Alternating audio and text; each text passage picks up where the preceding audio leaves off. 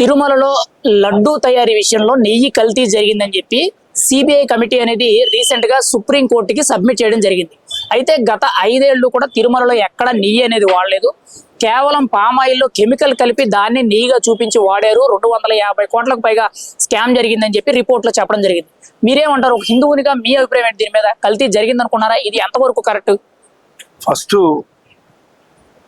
YS Jaganmohan Reddy గారు ముఖ్యమంత్రి కాగానే ఆ దేవాలయం మీద ఒక కన్ను పడ్డది. వాళ్ళని హిందూ మతం కానటువంటి వాళ్ళను చైర్మన్లుగా చేసి కనీసం బొట్టు కూడా ఒక 3 నామాలు కూడా పెట్టినటువంటి వాళ్ళు దాంట్లో ఆ చైర్మన్ పీఠం మీద కూర్చోవటమే ఒక దౌర్భాగ్యమైనటువంటి విషయం. అక్కడ అవినీతి జరిగిందనేది యథార్థ వాస్తవం. ఎందుకనంటే ఆ లడ్డూలు ఒక రోజున్నరకే ఆ లడ్డూలు కంపు వాసన వచ్చేవి. ఆయన ప్రభుత్వంలో జరిగిన ఒక లడ్డూ అవినీతే కాదు,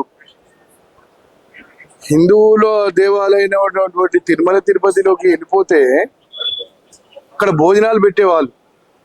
అక్కడ వరండాలకు పోయిన తర్వాత వాళ్లకు పాలు ఇచ్చేసి ప్రసాదాలు పెట్టేసి అలా ఎన్ని గంటలు కూర్చున్నా కూడా వాళ్ళకు విరామం లేకుండా వాళ్ళకు అన్ని సదుపాయాలు కల్పించేటువంటి వాళ్ళు.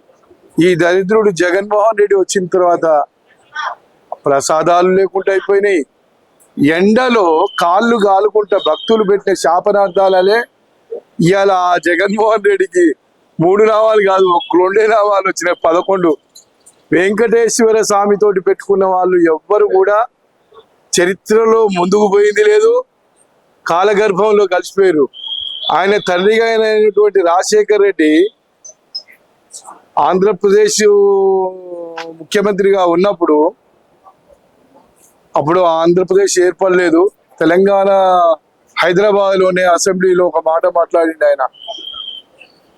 తిరుమల తిరుపతి దేవస్థానం గురించి, తిరుమల తిరుపతి పైనకు వచ్చి 7 కొండలు ఆడున్నాయి, 3 కొండలే అని చెప్పేసి ముసి నవ్వులు నవ్వుకుంటా 7 కొండల మీద ఏదనమైనటువంటి మాటలు మాట్లాడిండు రాజశేఖర్ రెడ్డి. వెంకటేశ్వర స్వామితోటి పెట్టుకున్న ఎవరు కూడా చరిత్రలో మిగలలేదు.